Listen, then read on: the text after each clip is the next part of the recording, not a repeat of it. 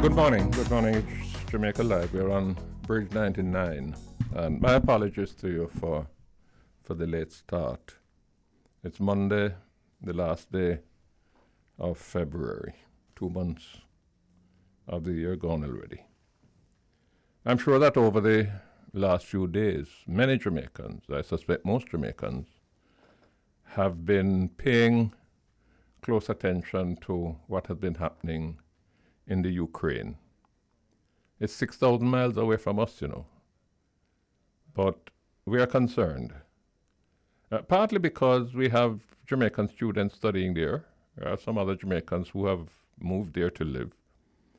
But we have some Jamaican students studying there, most of them studying medicine. And most of them, from the reports I have been able to leave Ukraine, most of them to Poland. And I think there's one who was at the border with Romania. There are, I'm told, 8 students still there. One is far away from the theater of war, far over on the western side, which is perhaps not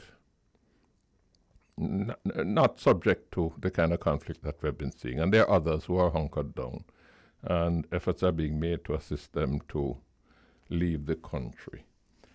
But I believe that we as Jamaicans, we are freedom-loving people. I mean, we pride ourselves in the fact that we live in a free country. It's not all of what we want it to be, but it's free. And we're free to express ourselves, and nobody can tell us what to do other than what is provided by law. And therefore, we are concerned that what appears to be a completely unprovoked and unjustified, vicious, lethal assault by Russia on Ukraine. Russia has powerful military forces. They have a whole heap of weapons, nuclear and others. And the pictures of these tanks and lorries and weapons of war making their way into Ukraine, sick my stomach. And it's unprovoked, because Ukraine didn't trouble them. As I understand it, there are 2 issues of contention between Russia and Ukraine. One has to do with the fact that Ukraine wants to join NATO, the North Atlantic Treaty Organization. Or once they join NATO, NATO reserves the right to station military forces in all its member countries. Putin don't want that. Understandably. I understand that. But NATO has not accepted Ukraine's application to join. They have been very lukewarm towards it because they understand that it is going to cause serious problems, not just between Ukraine and Russia, but between NATO and Russia. So if that is an issue, good God, man, that is something to sit down on a table and argue and negotiate. I think there was an editorial in one of the papers recently, Observer, I believe it was, that suggested that they must all agree that Ukraine is going to remain neutral. Of course, remaining neutral is going to mean that arrangements would have to be put in place to protect Ukraine in the event that Putin decide one day that they're going to send some forces in there. So that's one issue, but that is to negotiate. That's what diplomacy is all about. The second issue of contention between them is the fact that there are Ukrainians in the eastern provinces who prefer to be with Russia than to be under Ukraine. Now, I don't know what percentage of the people in that section they comprise. But if that is the case, hold a referendum in there, man. Get international observers to come in to observe, to make sure that the referendum is free and fair. If the people say we want to link up with Russia, then let them go link up. I know countries don't like to even contemplate secession. But there are many countries in the world where borders have had to be redrawn because people want to align themselves somewhere else. And if that is the case, let the people decide. And if they want to link up with Russia, well, Russia move its borders and take them in. If they say, no, we want to stay with Ukraine, then all the separatists there must just keep them out and keep quiet, because the people would have spoken. But that too is something to be discussed around a table. That's not something to justify tanks, rockets, licking the hell out of. It's not just military installations. I saw on television where rockets were striking residential buildings. There are reports that one children's hospital was hit.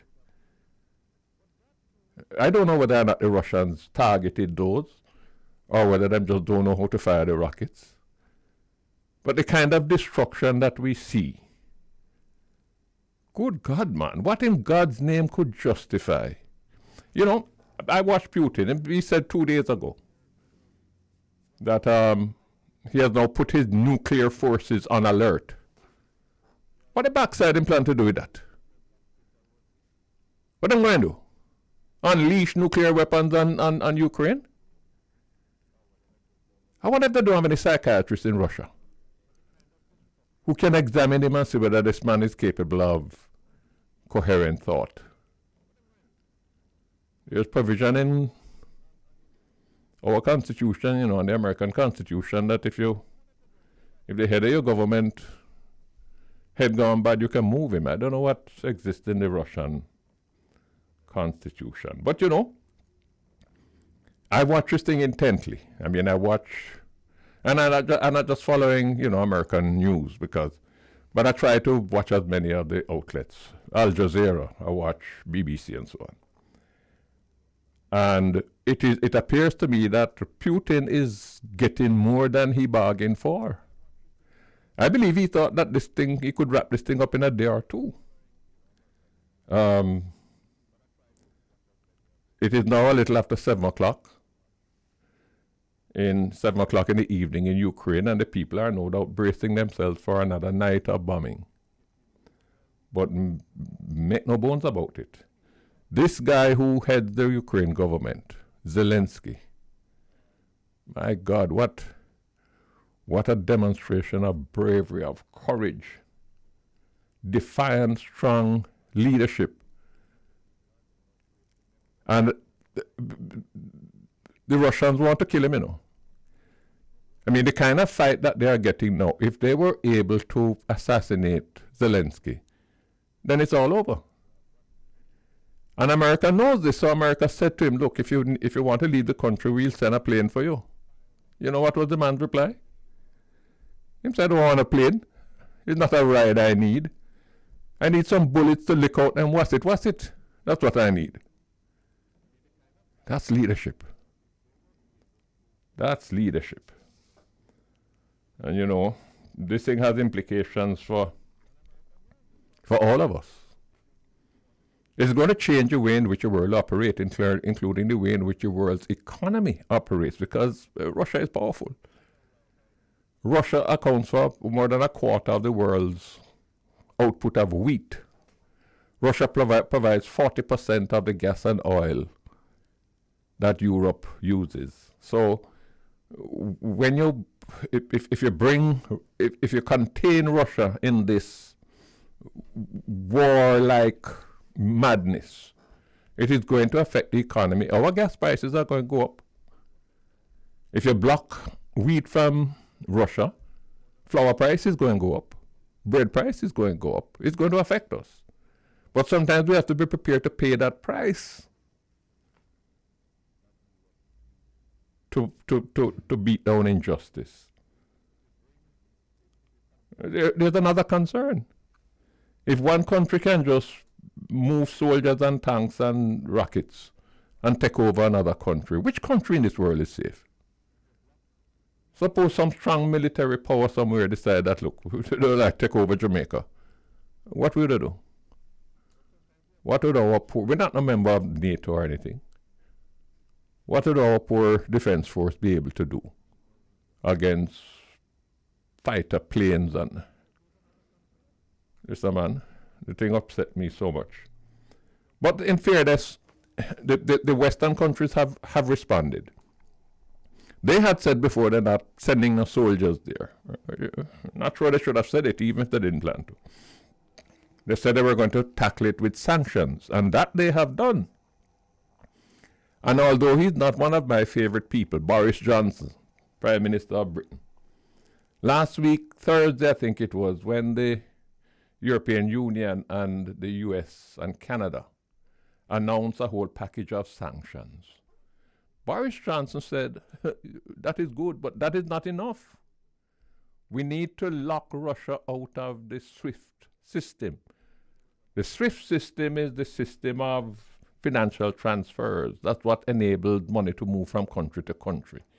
That is what enables Russia to collect payment for its exports. That is what enables them to pay for their imports. That is what enables them to draw down on their foreign reserves, which are in all kind of banks all over the place, central banks. And what Boris Johnson said was, lock them out of SWIFT. That is the best way to bring this man under control. And America said, no, not yet. European Union said, no, we're not ready for that. That was Thursday. And by yesterday, they all agreed not to lock out all of Russia, but to lock out the principal banks, the big banks.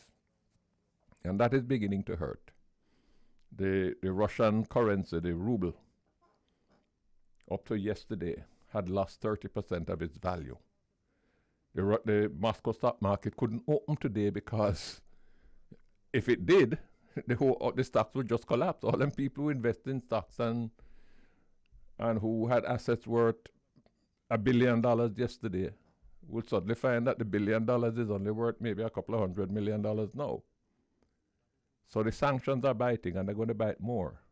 I'm proud of Germany too, because Germany stands to lose a lot. Germany was supposed to receive,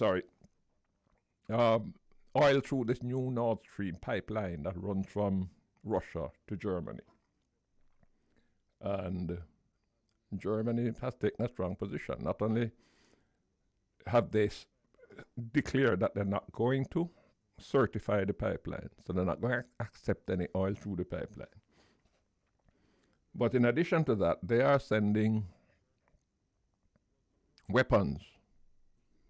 1,000, what was it? Can't remember. They are sending a whole heap of weapons, ground-to-air missiles and so on, to help Ukraine. And more than that, it's something that I thought of 2 days ago, and yesterday I saw it. Zelensky has now put out an invitation for foreign volunteers to come and join in the fight. You know, there are hundreds of thousands of past soldiers who have experience in Iraq and Afghanistan and Syria, who probably sitting at home doing nothing. These are trained fighters. And if the reward that they would be offered in terms of compensation is attractive enough, Zelensky has instilled so much sympathy, has commanded so much respect in terms of how he has handled this thing, that I wouldn't be surprised if plenty of them going to take up the offer. And if they go there to augment the Ukrainian forces, Putin could be in a position where he has more than a touch of diarrhea. What is amazing too is how the Ukrainian people have responded. People who don't have no training at all. Zelensky calling them join the fight. They enlist, they sign up. They get a little crash program for a couple of hours, how to fire the gun, and they are put out there with the gun. I hope they're going to be able to recover those guns when this thing is all over. I saw women and children making Molotov cocktails. They were told they were given all the material, not diesel oil or gas or what. But every empty bottle that could be found anywhere was being brought to community centers, and they were making Molotov cocktails because they are jumping into the fight too. So they may not be able to go on the street and face the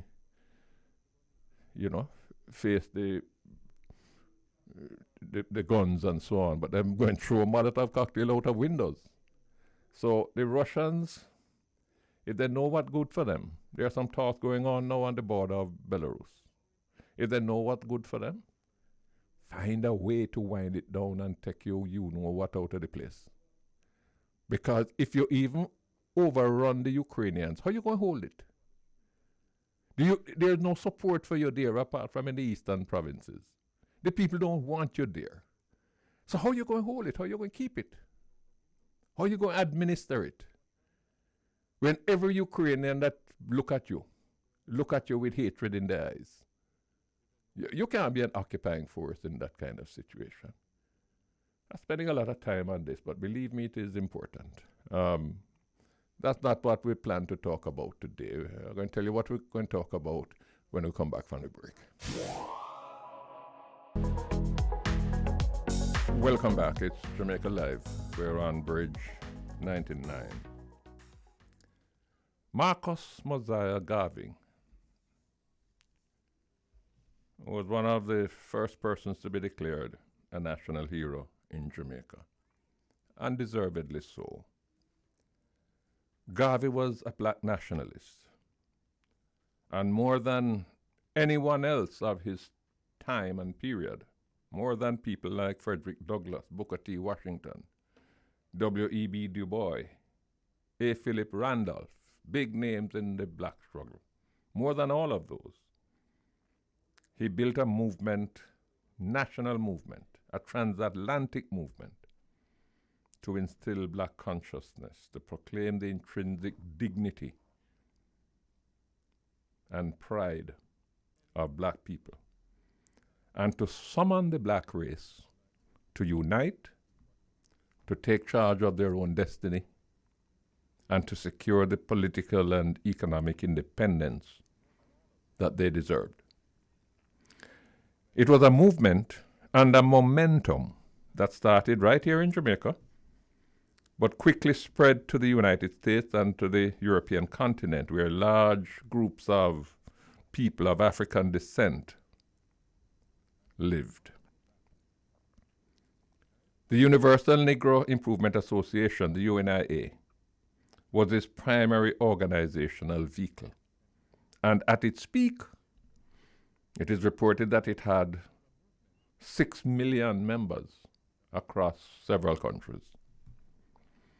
It remains a marvel that a black man born in St. Anne's Bay, who only went to elementary school, he was largely self-taught,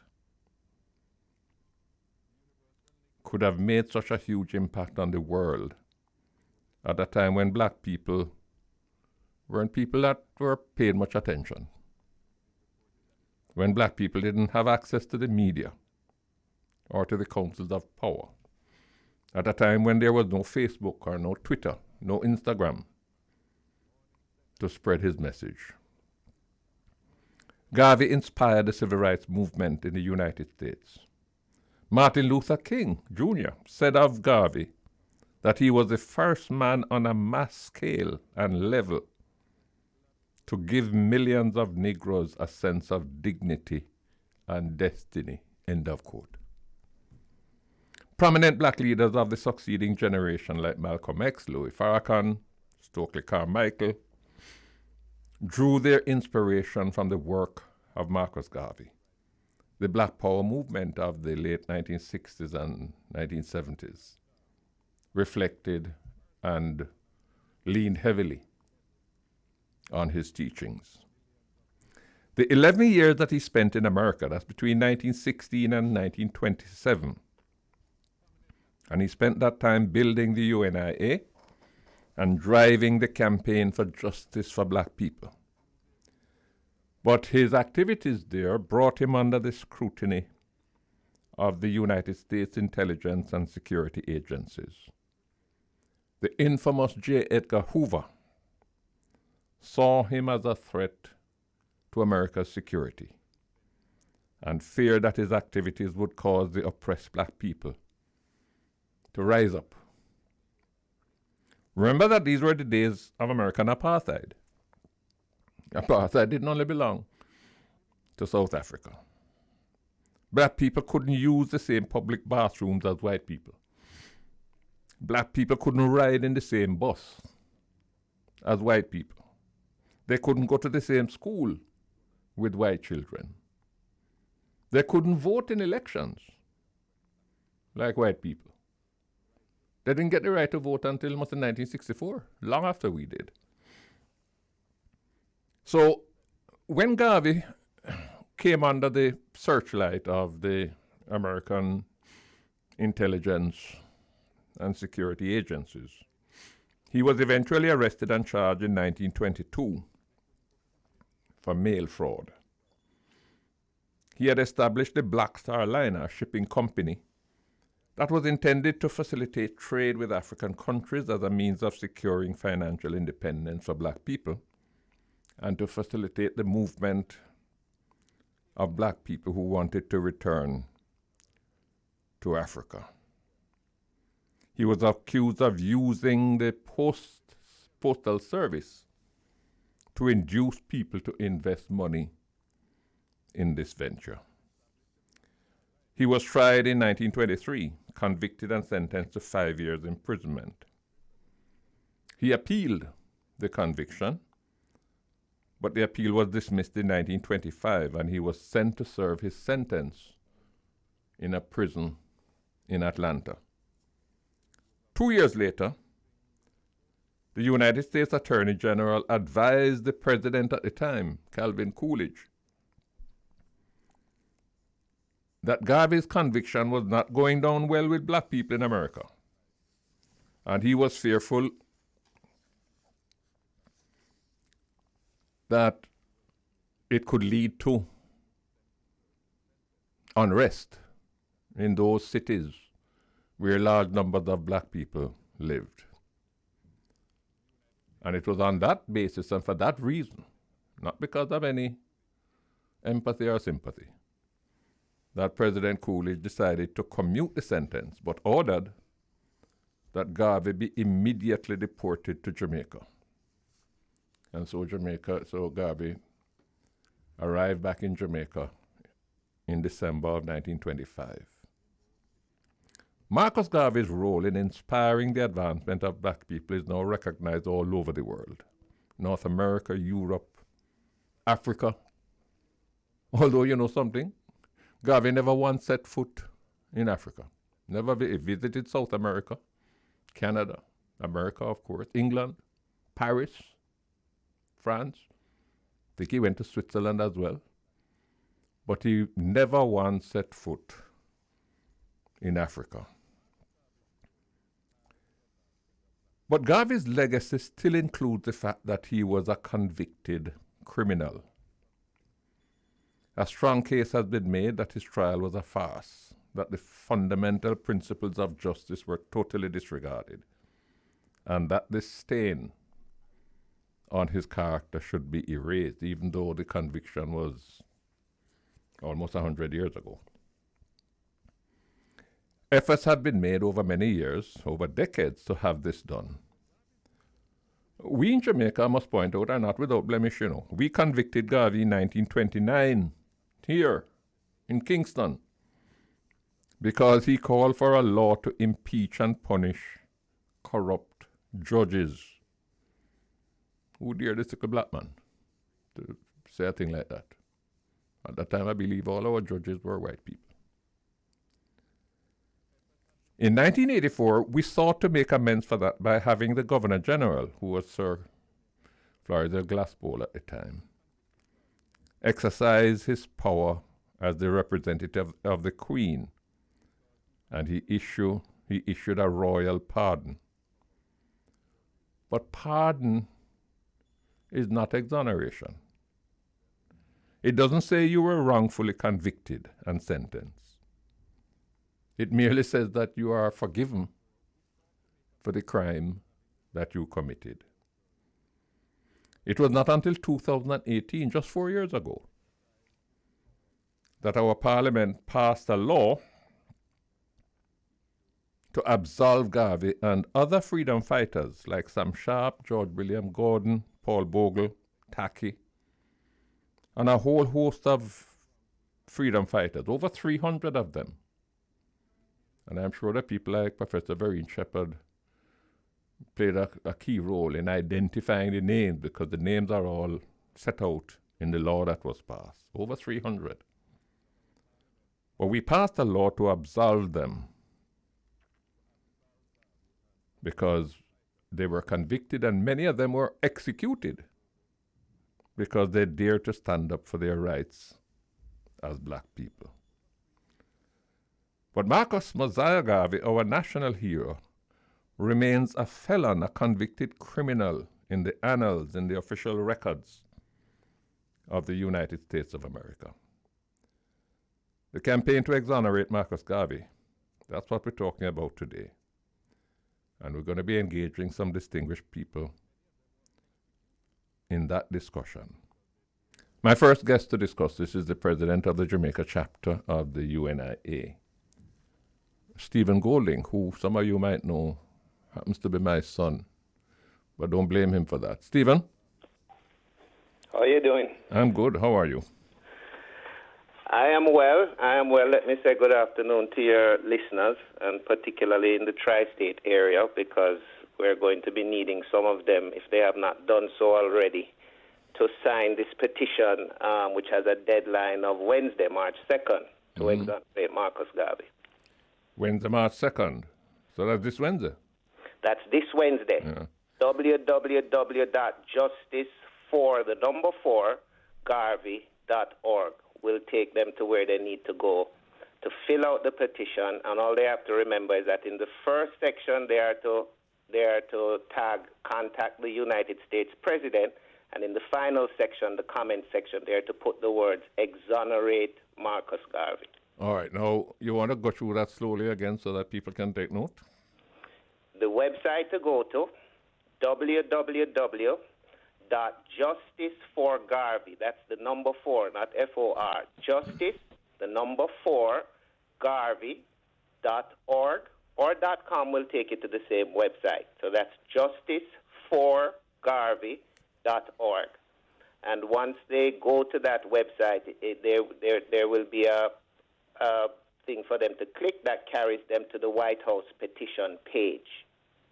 And it asks just for their name, address, email address, which country in the world they're from. But the most important thing to remember for that section is that in the first category, it asks you who is this petition to be sent to, and they're to select the United States President. And in the final section of that page, it asks for a comment, and they're to put the words exonerate Marcus Garvey. They can put more comments, but they must make sure they start with those words, exonerate Marcus Garvey. How has the petition been doing so far?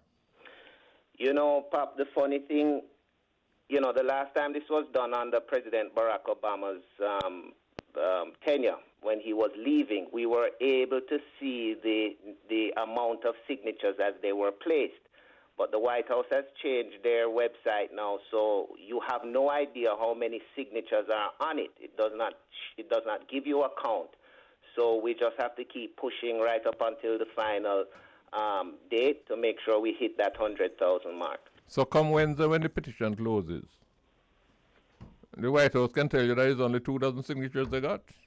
I'm curious as to why that change was made, but lucky enough, we also have a few people in Congress who have already committed their support to the Garvey family and to the exoneration, primarily amongst them Congresswoman Yvette Clarke.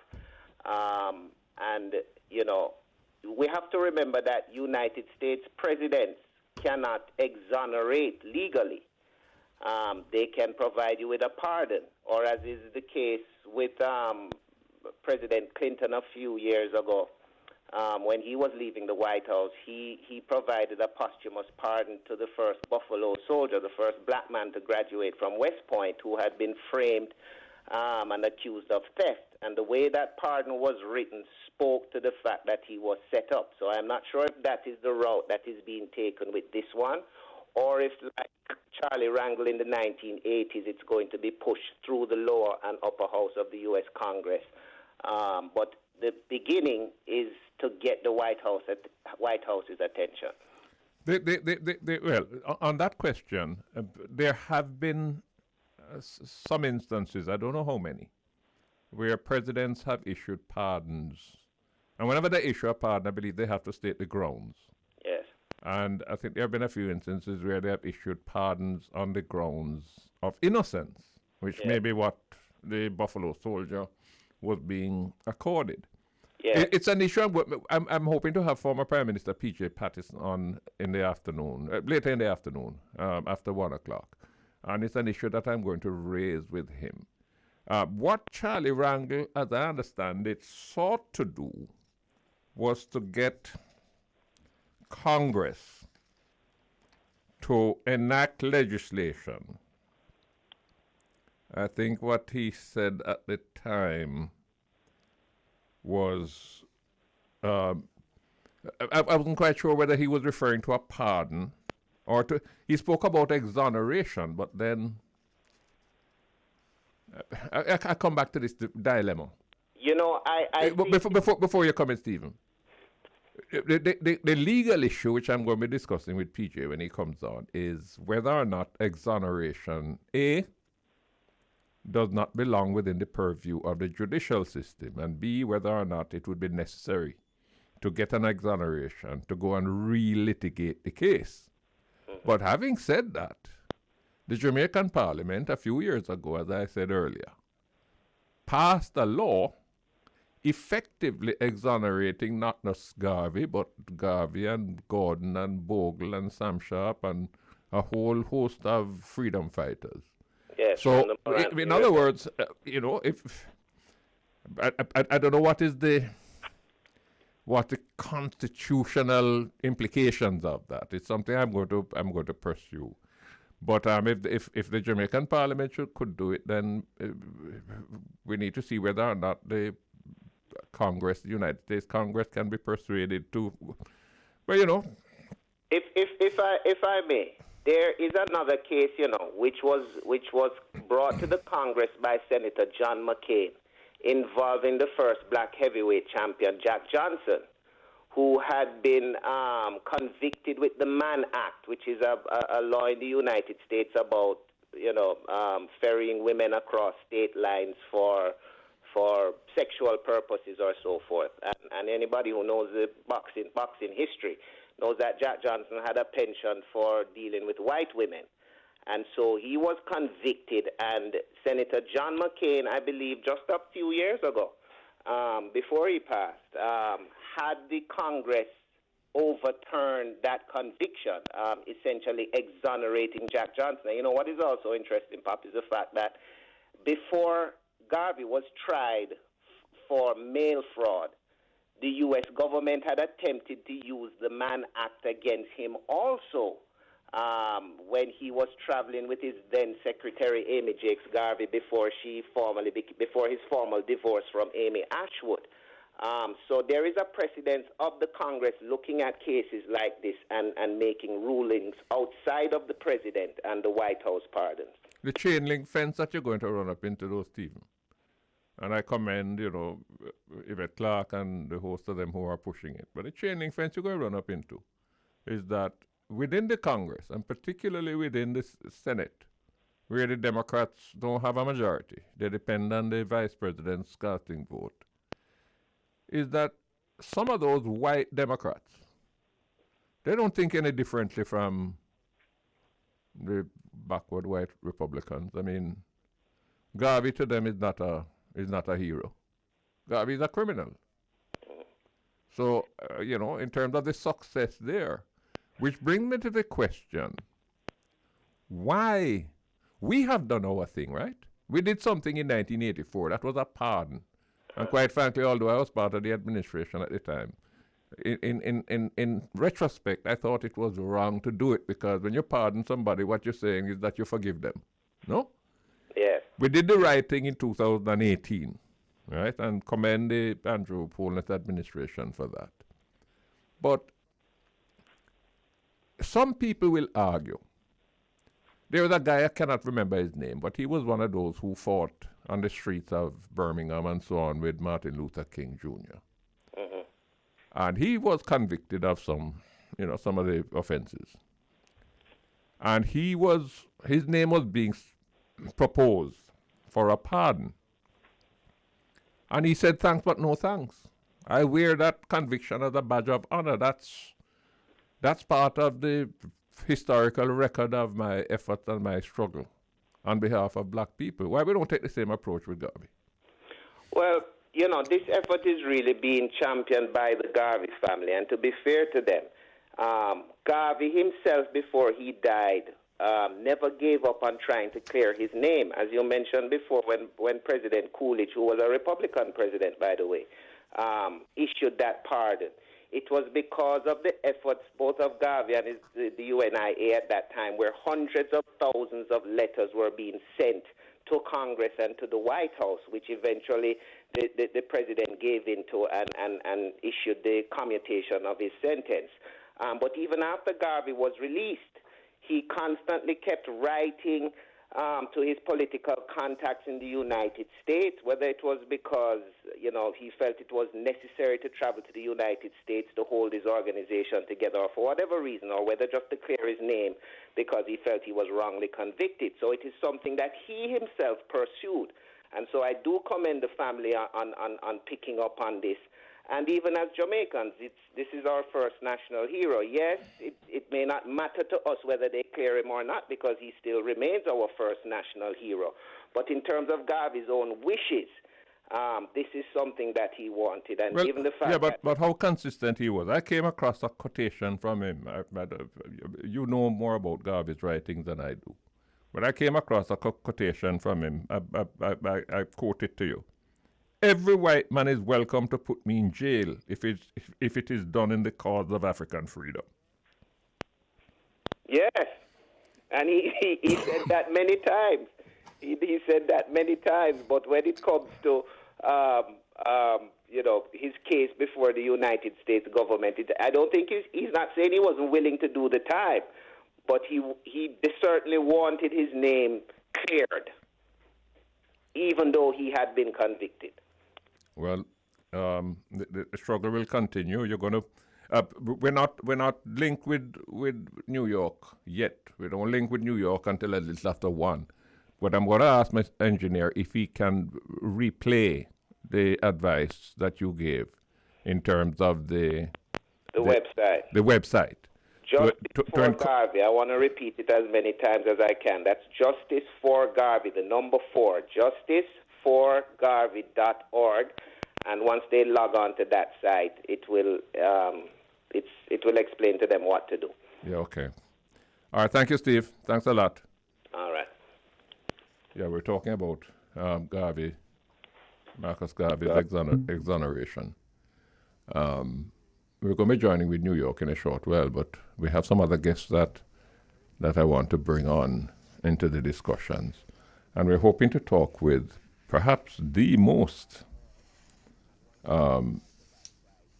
outstanding, recognized authority in Jamaica on Marcus Garvey, and that is Professor Rupert Lewis, who has studied Garvey and who is going to be able to help us to put the thing in historical context and put the thing also in terms of contemporary recognition of the almost supernatural role that Garvey played in the development of black people. Let's take the break.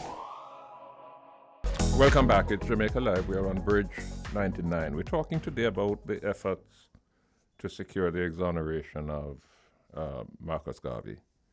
And we're going to be joined now by one of our leading authorities, perhaps our leading authority in Jamaica on Garvey and perhaps worldwide, Professor Rupert Lewis. Professor Lewis? Thank you, Mr. Golding. How you been? I've been fine, and you? I saw you on Friday, but I had to leave early. Yes, I saw that, yes. Yeah. Tell me, you've been part of this effort, which I think stretches over decades, to secure Garvey's exoneration. We haven't been able, and let us narrow the thing down. We're talking about exoneration based on his criminal conviction in the United States. We're not talking about anything in Europe or anywhere else. United States. We have not been able to get to the point where a decision is made to exonerate him, and I want to discuss what we mean by exoneration with you. We weren't even able to do it when we had the first black president in the United States. Shouldn't we at some point say, well, listen, man, to hell with you. If you want to maintain your record that shows Garvey as a convicted criminal, but that is your shame. This is our national hero, and his place in history in terms of the role he played in awakening black consciousness and providing a vision for black empowerment is something that can never be erased. Why shouldn't we take that position?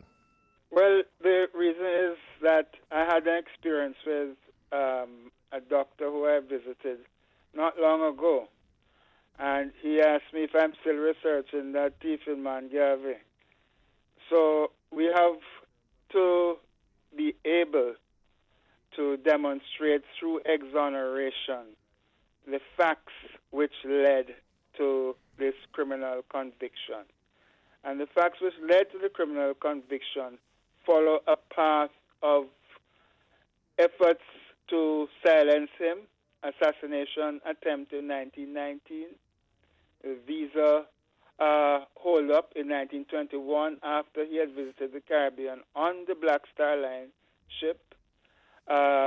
Stephen referred to the Mann Act and the attempt to convict him on the basis, charge him on the basis of immorality because he was traveling with a woman with whom he was not married. And then our research and documented by a number of people who have looked at in detail on the Bureau of Investigation records from the 1920s would see that J. Edgar Hoover, who later founded the Federal Bureau of Investigation, was intent on putting Garvey in prison. And the evidence for this is that who did he use? He used African Americans, and he used in particular a Jamaican, who was one of the early blacks in the Bureau of Investigation, and who was a friend of Garvey's, a fellow Jamaican in New York. He got into Garvey's confidence, and therefore he was able to provide Hoover with a lot of detailed information. But even as Mr. Patterson will tell you later on, the case was based on an empty envelope. There was nothing in the envelope which was presented to that jury. Moreover, that jury was an all-white jury headed, and the judge at that time, Judge Mack, was a strong sympathizer, a member of the NAACP, National Advancement for Colored People, National Association of Advancement for Colored People. Which was hostile to Garvey. Which was hostile to Garvey, and in which Dr. W.E.B. Du Bois, the famous African-American historian, also campaigned for Garvey to be deported to Jamaica. So there is a history of making multiple cases to discredit Garvey because his popularity and the growth of the UNIA in the early 1920s after World War I saw phenomenal growth in around 38 states of the United States and eventually in some 40 countries in Africa, in the Caribbean, in the Americas, and so on.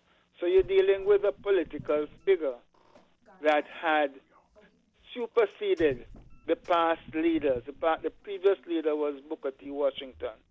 And there was a whole set of intelligentsia, black intellectuals, such as W.B. Du Bois, but none of them were able to organize and have the respect of the black population as Garvey did. So this was a political case brought against Garvey, and it had nothing to do with the criminal using the mail to defraud. Rupert, what do you understand exoneration to be? I understand it to be that an injustice, the trial was not fair, and the evidence suggests, and lawyers have worked on this, and Mr. Patterson will speak to this. Exoneration is different from pardon. As you said in your discussion with Stephen, a pardon assumes that you were wrong, and you're now being forgiven. So that pardon is compromising and makes the situation worse. Exoneration, the difference with pardon and exoneration is that exoneration says that this was an unjust charge, and the person should not have the burden of that conviction on him or her because it was not just. An issue that I'm going to want to raise with Mr. Patterson is who has the authority to exonerate? Is that an executive function or is that a judicial function? My understanding is that this is a judicial function, but the executive can make that intervention on which the judiciary can follow up. But exonerate means you have to go back into the case. Well, that's what's going to be my follow-up question to you, because you'd have to relitigate it, no? I can't say on the legal side whether it's relitigated, but it's the judicial process that has to be undertaken and not an executive decision which the president could do if it were a case of pardoning. Now, I know of a number of cases, quite a few, based on what I saw, where persons who were convicted of serious crimes, some of them including murder, were exonerated based on DNA evidence presented. DNA would not have been available or certainly wasn't brought into the case at the time of trial. But do you know of any instance where exoneration has taken place kind of along the line of what would have to be done in Garvey's case? No, I can't say what judicial precedent there has been that could inform this case for exoneration. But certainly the lawyers would be in a position, and there are a number of lawyers in the U.S. who are working on this premise, and Mr. Patterson has been in touch with them. So would be in a position to, as he did in the presentation we had last week, to make the case for exoneration, to clarify the procedures, the legal procedures that are necessary for such an exoneration to take place.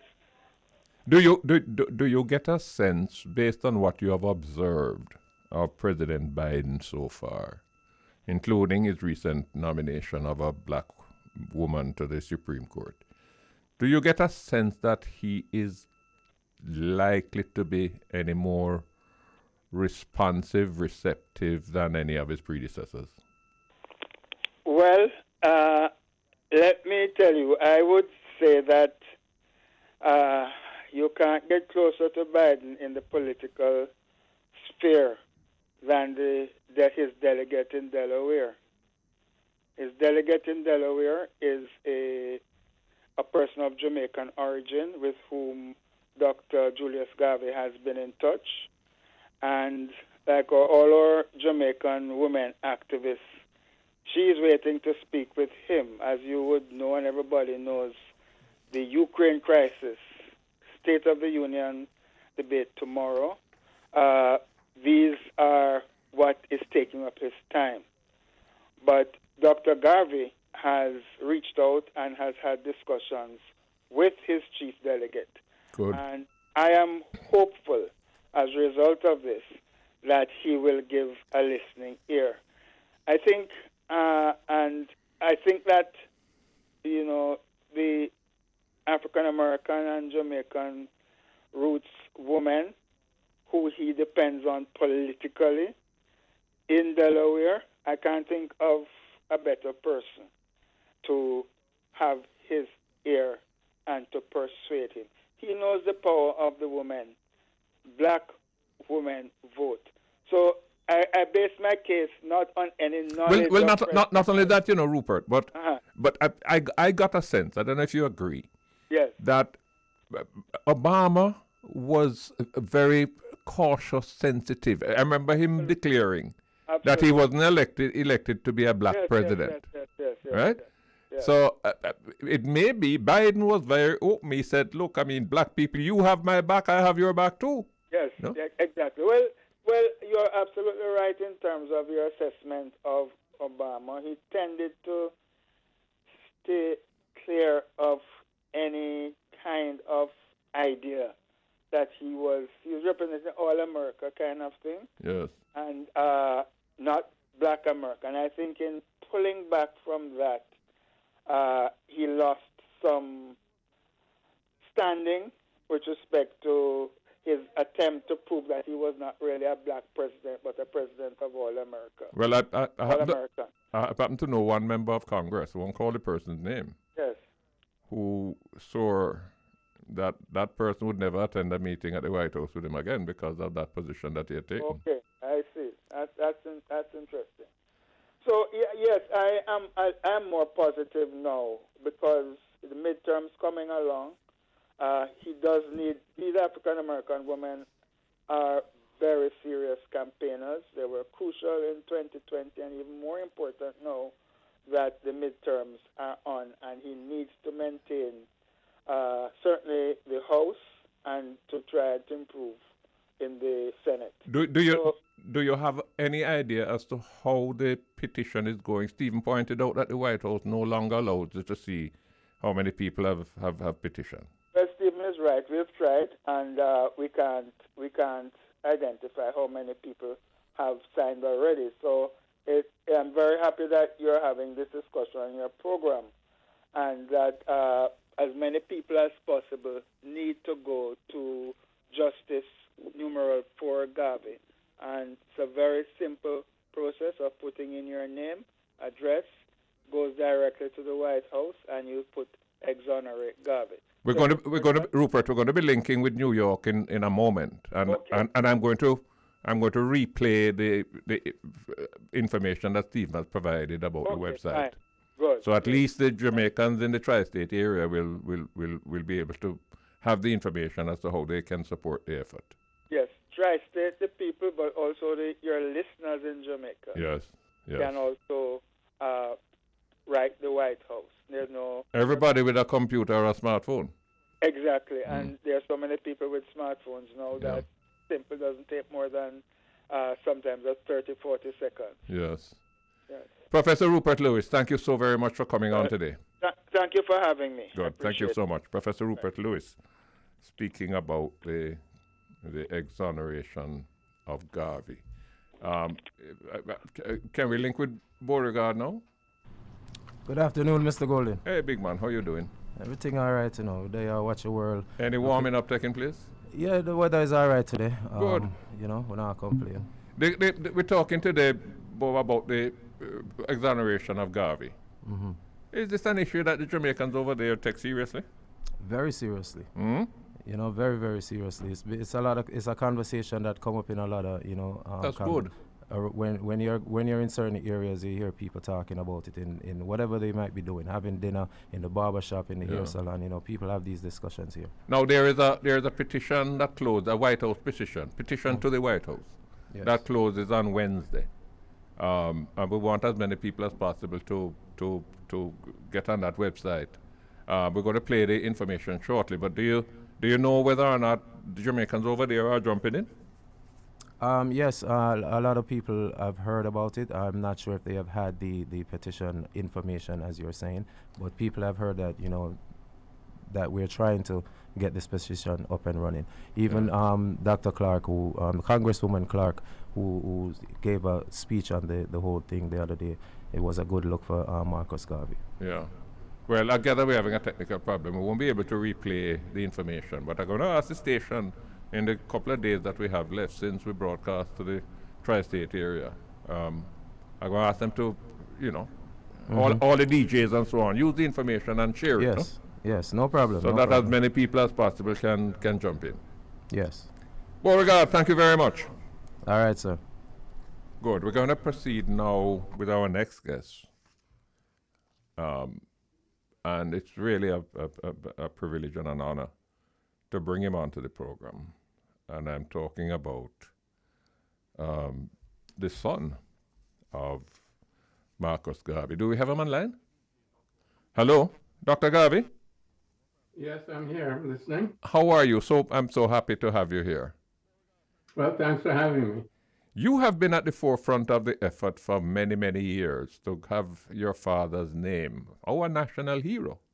But in truth and in fact, Marcus Garvey doesn't belong to Jamaica alone. He belongs to the world. And you have been working to get his name cleared of the criminal conviction that he was shamefully, based on what I've read of the trial proceedings, that he was shamefully subjected to in 1922 or 23. You have faced many hurdles in that effort. What are those hurdles, and how can we overcome them? Well, we've been involved, as you said, for a long time. Myself personally, going back to 1987, which was the centennial of my father's birth, and we went before the House Judiciary Committee in Washington, which was chaired by John Conyers. And we gave testimony with a number of people, including the Ambassador Johnson, Keith Johnson, Jamaican ambassador at the time, a number of historians and so on. And so, within the Congress over the years, people such as Charles Rangel have had House resolutions asking for the exoneration of Marcus Garvey.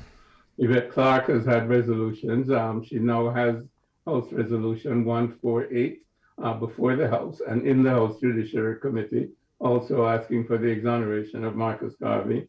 We prepared a petition to then President Obama in 2016 with all of the legal information documenting the irregularities of the trial, the fact that there was no evidence, it was an empty envelope. There was no way to prove that Marcus Garvey had anything in the envelope, any connection to the envelope, didn't mail the envelope. The person who was their main witness committed perjury, had never worked at the UNIA, the district attorney.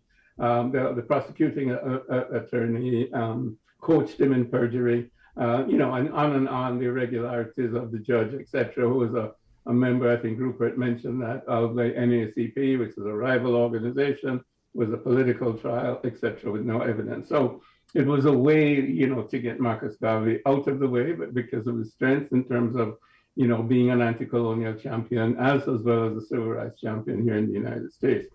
So we've persisted over the years, and even though, Obama did not respond, so now we've taken this action. And as you see behind me, CPAC, which is the Caribbean Political Action Committee, here in the States has really been the one that has been pushing this petition. And it's been going from February the 1st and it ends March the 2nd. We're trying to get in excess of 100,000 signatures because this is a new hurdle that the administration sets up, that if you have more than 100,000 signatures then to a petition, then the president has to respond. Now it was brought up that there's a problem in terms of knowing the exact number of people in terms of the petition. But of course, we have the website, which you mentioned, justice4garvey.org, and we've had a tremendous response in terms of people going to that website to get the information, to get the link to the president. And they have only until Wednesday to do it. I'm sorry? They have only until Wednesday to do it. Absolutely. But tell me, I want to put a question to you straight up. Mm-hmm. You're not interested in a pardon. You wouldn't accept a pardon. No. You ever had that discussion? Pardon means that you're asking for clemency, in terms of somebody who did something wrong. And it's like begging pardon. Beg your pardon, man. Yes. No, we're not begging anybody for anything. An injustice was committed. and we're saying that you need to redress the injustice. So we're asking for justice, and justice means exoneration. Now, the point is that the president has the capacity to do a posthumous pardon just with the stroke of a pen. But what can be stated in that document is that no crime was committed. Yes. But of course, there are other ways to follow it up, and I think previous Prime Minister P.J. Patterson has talked about that, whereby the Attorney General himself now the case can be turned over, so to speak, to the Attorney General, who can then deal with it in terms of the Southern District of New York, which is where the trial took place. To re-examine the case. Something like that. Yeah. But what you and others are attempting to do now is not something that would require congressional approval. I mean, I know of the effort of Yvette Clarke. I know that you mentioned the effort before of Charlie Rangel. But you and I know that getting something like this approved by both houses of Parliament is like finding a needle in a haystack. Yeah, definitely worse than pulling teeth. And that's why I mentioned that, we've been doing this since 1987, and people like Charlie Rangel would do it every year or every 2 years. Yes. We'd have a House resolution. But it never would get out of the Judiciary Committee. Yeah. And that's where Yvette Clarke's resolution is now, which I think she tabled it in February of last year. And it's in the House Judiciary Committee, and they're going to go through dialogue and this and that and the other thing. So this would be a speedier way, shall we say. But, we're attacking it, if you will, from all different angles. And, I think that's what a good general would do, the left flank, the right flank, and up the middle.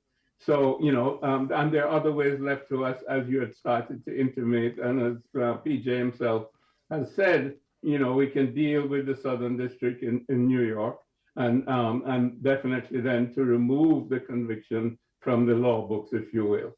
So that is open to us, and that's the next step, if you will.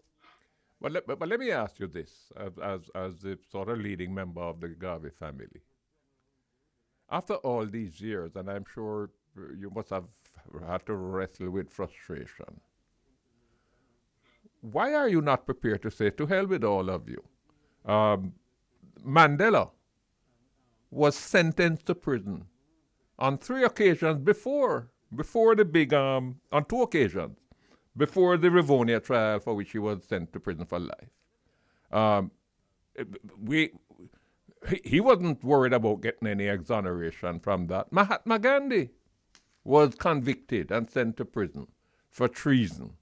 And yet that didn't take one iota away from him in terms of his enormous contribution and recognition for the work that he did in fighting for democracy and freedom. Why don't we hug up our national hero and say, you can go and maintain your records if you want, but we know the truth, and we have made him a national hero, and we highly respect what he has done, not just for black people in Jamaica, but black people all over the world. But you see, that would mean that you're retreating from the playing field. Now, you and I know if you're out there playing cricket or you're playing soccer, you can't walk off the field and declare yourself a winner. You have to stay on the field, you have to bat, and you have to score your century or whatever it is. And then when you walk off, you say, boy, I'm not out, and I make my century, I'm a double century or whatever it is. So you can't walk away from the field of injustice and claim victory. You can't do that. I take your point. You have to confront the people who have created the injustice. You see, that is part of reconciliation. Because how then can you look them in the face without animosity? Yeah. If the crime that they have committed, which is a crime of injustice, if the crime that they have committed is allowed to stand and no action is taken by them to redress that injustice, then how can there be reconciliation? There can't be. I cannot look at the American judicial system and say it's fair, yes. When my father was treated unfairly. African Americans cannot look, African Caribbeans cannot look, Africans anywhere in the world cannot look at the American judiciary system and say it's fair. When 40% of the people imprisoned in the United States are African American, Yeah. and we only make up less than 15% of the population. Can I Something wrong with the judiciary system. Can I crave your indulgence? I have to take a commercial break, but just hold for me. I'll be back with you in a moment or two. Welcome back. We're talking about the campaign underway to secure the exoneration of Marcus Garvey. We're talking with his son. But the petition to do this, which is a petition to the White House, a petition to President Joe Biden, that petition is online, and we're urging everybody, Jamaicans, both here in Jamaica and in the diaspora, to go online, find that petition, sign up. We have to get at least 100,000 signatures for that petition for it to stand, for it to be, in effect, placed on his desk for serious consideration. So I'm urging everybody to do that. Dr. Garvey, I wanted to raise an issue with you. It relates to something that you alluded to, but something that Professor Rupert Lewis spoke more directly to earlier.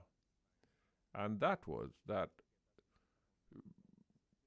Marcus Garvey's quote-unquote downfall in that court procedure, in that charge, was facilitated by the betrayal of some black people. People like W.E. Du Bois, people like Philip Randolph, other members of the NAACP. Isn't this a sad recurring indictment of black people? Is it something that has, over history, over hundreds of years, isn't it something that has retarded the progress of black people? Absolutely.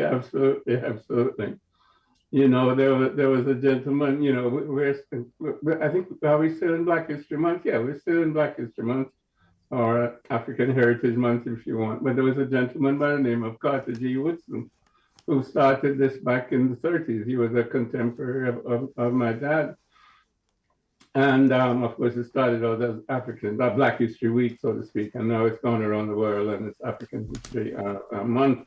And we celebrate in the Caribbean, here in the States and in Africa and other places. But and he wrote a book back in 1933, The Miseducation of the Negro. And he said, you know, if the Negro is educated in the literature, the history, the religion, and the politics, then of his oppressor, then his morals and his ethical values will be the same as his oppressor. And he will automatically then do whatever his oppressor tells him to do, because his mind will be molded by his oppressor. And therefore, his actions then will be under the control of his oppressor. Well, one of the things that that offended some people was that Garvey was a straight talker. I mean, Garvey didn't pander to people's emotional blackness. He would tell them the plain truth. And if he felt that they were being indolent and that was part of what was holding them back, he would tell them that. He told people on one occasion, he said, take the kinks out of your mind, not out of your ear. And perhaps that was too much for black people at the time to stomach and contemplate. Well, it was a time of ferment, you see, because it was, you know, after the 1914-18 war, the tail end of it, people were fighting for democracy. It was at the time of the revolution, the communist revolution in Russia, where they overthrew the Tsarist regime. So you had the communists on the one hand, you had socialists on the other hand, and then you had integrationists, assimilationists, if you will, who could not see, you know, the forest for the trees, and felt that they had to join the system, and the only way for them to prosper or to shall we say, develop within the system was to join it. And of course, Marcus Garvey was different from that. He understood our history as a people, the first civilizations, etc. and he understood that history was cyclical. And all we had to do then was to recognize our own greatness in terms of self-identity, and we could rely on ourselves to develop and reconstruct our own civilization and a model democracy, which we had in Africa before the invasions by the Europeans, the Greeks, the Romans, the Arabs, etc., etc., etc. So we had the longest history and the most glorious history of all people. And he knew that. He was a very, very well-educated person, although mostly self-educated. But that's the only way you can be educated anyway. Nobody else can educate you. Yes. Do you know if we have made serious effort to mobilize responses from the black community in the UK, in the Caribbean, in Canada, to support the petition? Well, yes, as a matter of fact, I have a very good friend, Moses Mawa, who is in Toronto, head of Afro Global Television. And he just he sent me something last 2 days or so that, he sent the message out to his 20,000 subscribers, so we do have Canadian representation. I don't have a personal specific contact that is, to tell me what's going on in London, but, it's a worldwide petition, shall we say, global, and we have people on the continent of Africa, as well as in Europe, who are part of this. As a matter of fact, we have people in Asia. And as I mentioned before, CPAC is the one that's running this, and they have these different foci in different places. They have one in Britain, I just don't know who that is, etc. So I can't tell you that specifically. But it is global, and we're getting very good responses. As you know, Gonzalez in the Eastern Caribbean and so on, he has spoken up, and UE and the campus, the students and the faculty, they've spoken up. So we're getting very, very good Caribbean response. Well, thank you very much for that. We're going to make our own efforts here on this radio station in the couple of days that we have left to encourage people, both here and in the diaspora, to support the petition. Dr. Julius Garvey, thank you so much for joining us today for this discussion. Good to see you again. Thank you so much for having me. I appreciate what you're doing for the effort. Good. Thank you so much. Bye now. We're discussing the exoneration of Marcus Garvey. And my next guest is someone who will be able to speak with great authority and authenticity, because he has been long been a strident campaigner, advocate for Garvey's exoneration. I'm referring to the former Prime Minister, the Right Honorable the P.J. Patterson, and my friend, former Prime Minister Patterson. Welcome to the program. Do we have him on? Yes. Welcome to the program, sir. Thank you for joining us on Jamaica Live. Pleased to do so, no problem. Tell me, the exoneration of Marcus Garvey, you have been part of the effort for many, many years to achieve that. Are you inclined to be more optimistic this time around? Well, if the petition is signed by 100,000 persons, Biden is bound to give it serious consideration, not only for reasons of precedent, but also for political reasons which he cannot exclude from his consideration at that time. I am satisfied the more I have looked into it that there is a compelling case for exoneration, and I emphasize exoneration rather than pardon. Pardon is for people who have been convicted, properly so, or to be granted immunity from prosecution. The most famous case in recent times is, of course, former President Nixon. Exoneration is for people who are innocent, where the conviction was wrongful. And anyway, I have looked at it purely from a legal standpoint, as distinct from any political consideration, I am inclined to the view that the conviction cannot be allowed to safely stand. What would exoneration require? And you're quite right. Pardon means forgiveness. Yes. And that's not what we're talking about here. What I envisage would be the case is the petition goes to President Biden. He would refer to his Justice Department. It is for his Justice Department to decide who are the people who would give it legal consideration. I would expect that after they have done so, they would be in contact with the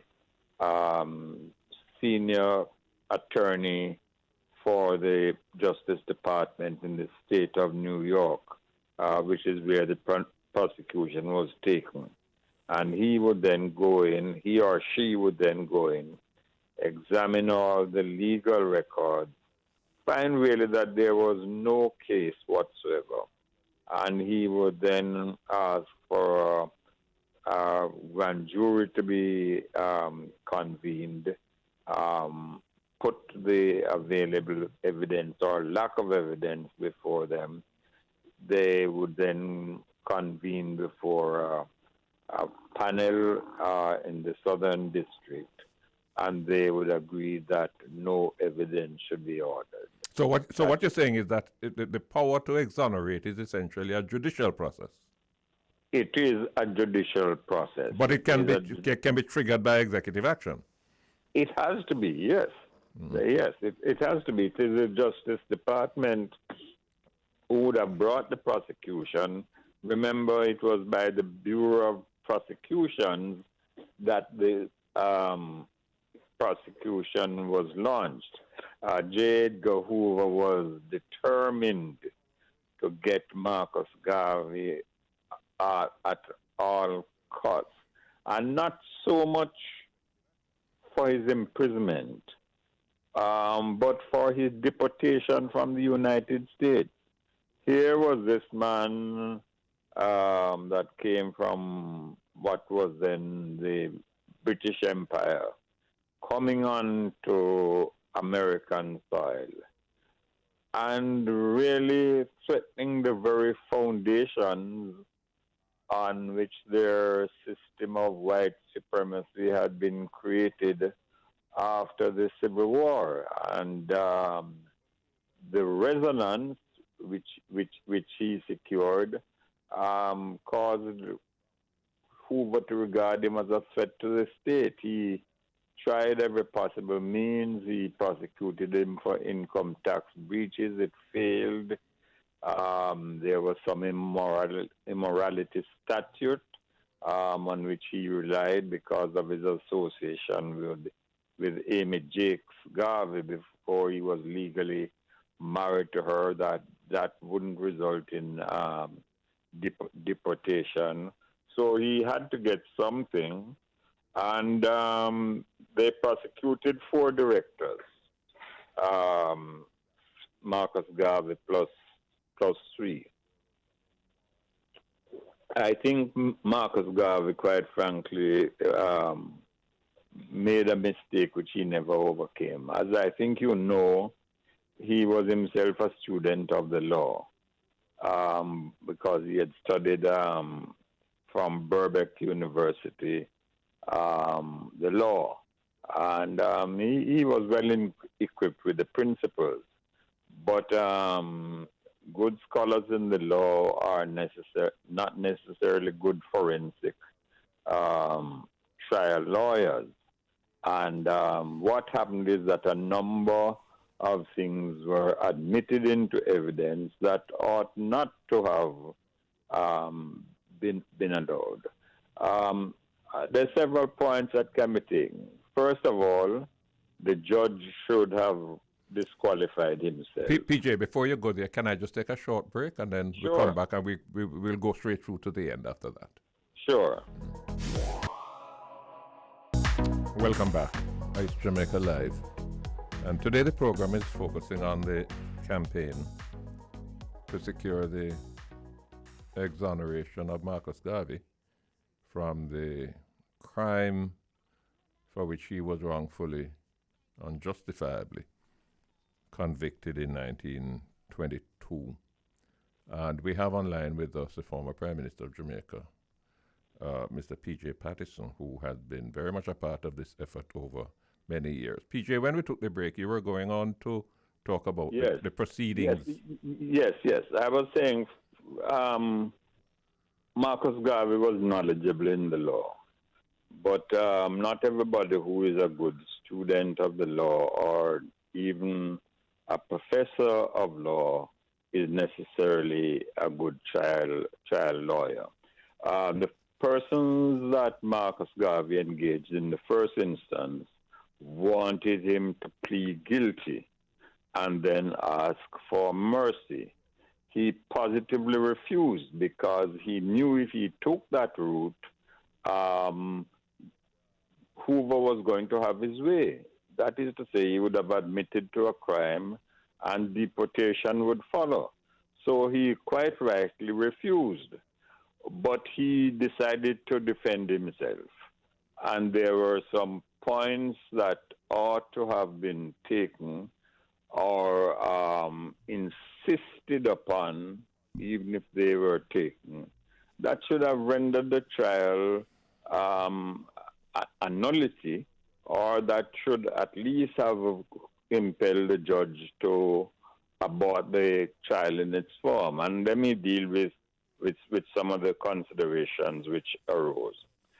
First of all, the judge who was also a Jew should have recused himself, because at that time there were two groups with differing views as to the direction in which the black movement should go. And they were very vigorously opposed to each other in respect of the destination for the black people in the United States. I should say that while Garvey started off with a very strong view that it had to be built on economic strength and industrial power, he began to face the stark reality when the Tulsa massacre occurred, where the black people who had engaged in what was called the Black Wall Street were so successful that the white people came and burned the town out, destroyed everything that they had, and escaped without any prosecutions or providing those who had been destroyed any attendant relief. And it is then he began to expound that the Negroes in North America would never achieve their true destiny as long as they depended on a government for their protection and support, when that government would always be in hands that had contrary interests other than those of the black people. So the first thing was the judge should have recused himself. He didn't. Secondly, trial is supposed to be by one's peers. It was stacked against him from the start. Pure white people. There were 9 white people and 3 Jews. And you should be reminded that there were those who perceived Marcus Garvey as being anti-Semitic. So those people weren't exactly likely to be ones that would meet justice. Between the judge and the jury, as one would say, the die was cast against him. But put that aside, if we may. although those are very, very important issues, The shabbiness of the evidence. Pointing to the fact that he did get a fair trial. Now let's come to the trial itself. There were two critical witnesses. One, the prosecution had to prove that it was a mail fraud. Please remember that. That the letter came from Garvey, issued to the complainant, soliciting subscriptions for a scheme that was fraudulent. So they had to produce the evidence. But the envelope was empty. Please, they called in evidence a boy of 19 years old. It turned out that the boy was not working with the Black Star Line office at the material time. And he had actually reversed the dates that he said he was working there on the advice of the prosecutor, which should have resulted in disbarment of the prosecutor. And it really should have led to considerations as to whether he had not been guilty of perverting the course of justice. Mm. So that witness was a perjured witness, and that was proven in his testimony on the box. Once you were relying on that perjured evidence, the prosecution shouldn't be allowed to take the next step. No, what happened? It had to be proven that Dancy, who was the person who was contending by the prosecution, had been defrauded. All he could produce was an envelope stamped at the front and the back, Black Star Line. There was nothing in the envelope. He said he never gave evidence that I received this envelope.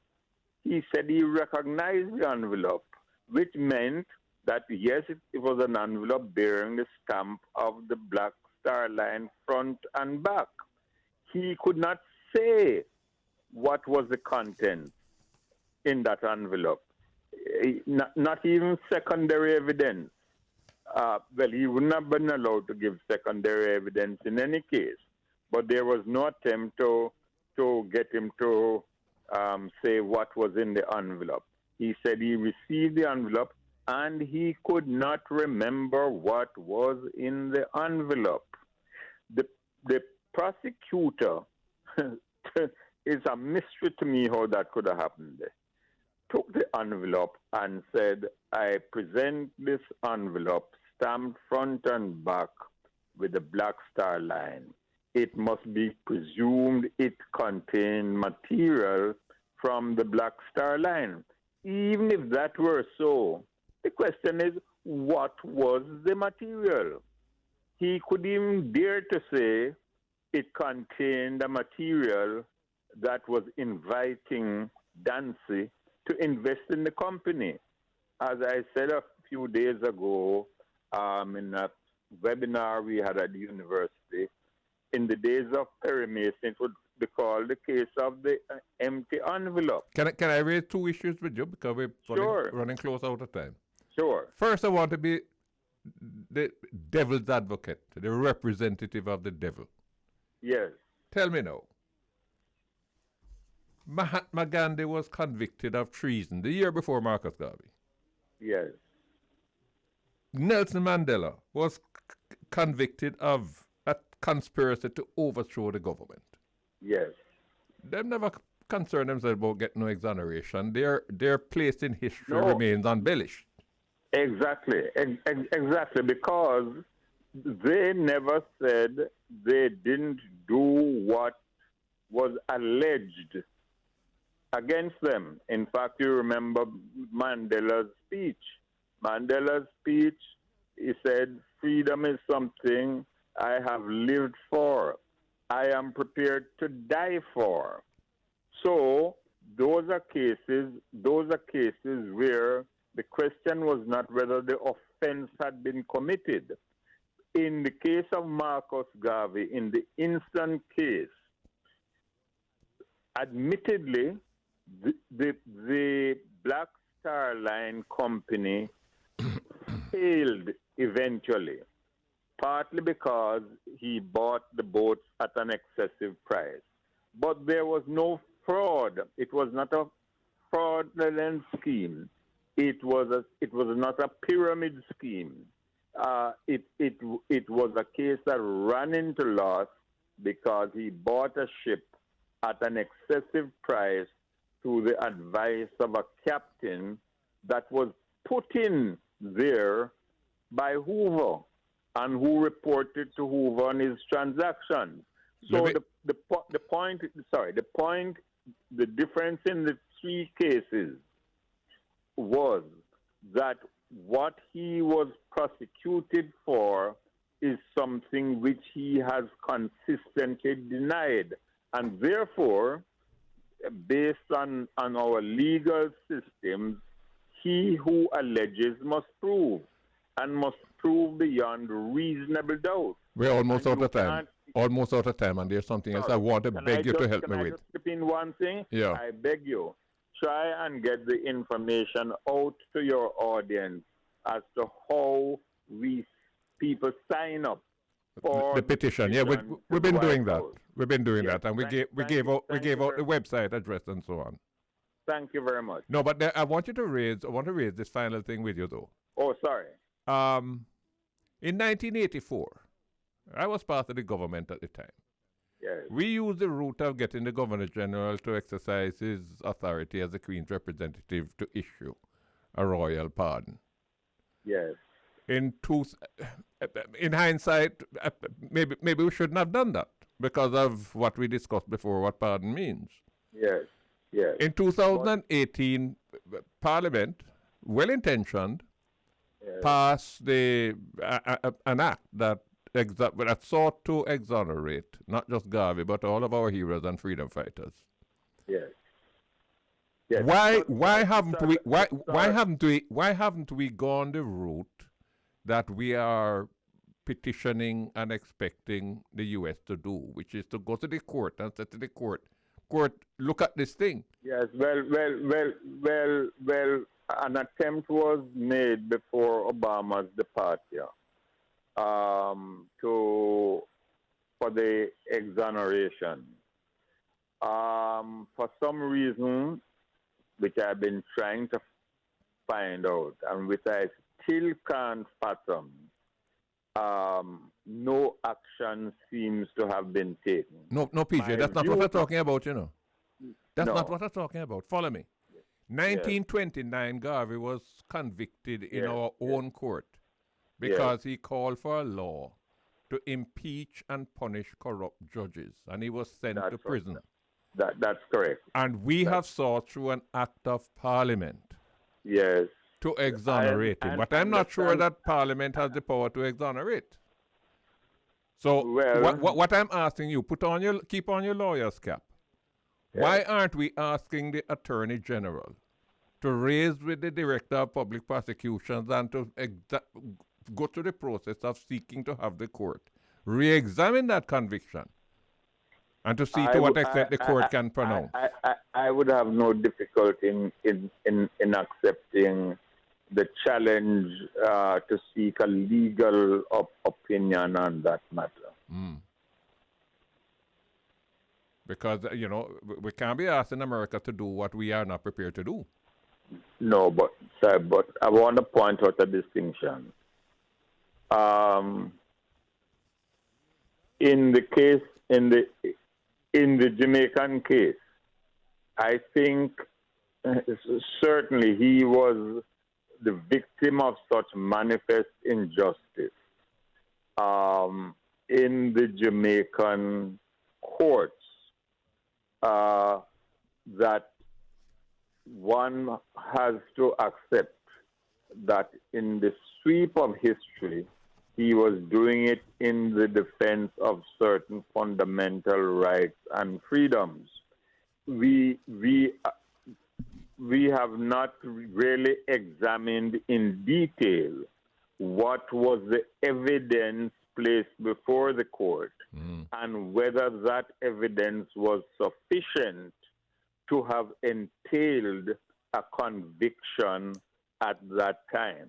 What is So what you're asking it's to worth be done, looking what into. you're asking me now would require the Attorney General to be invited or to be mandated to go into the trial itself, the transcript of the trial itself, see what was the evidence brought in that trial and whether it was sufficient in law to have justified a conviction or not. Well spoken. We are saying even if in law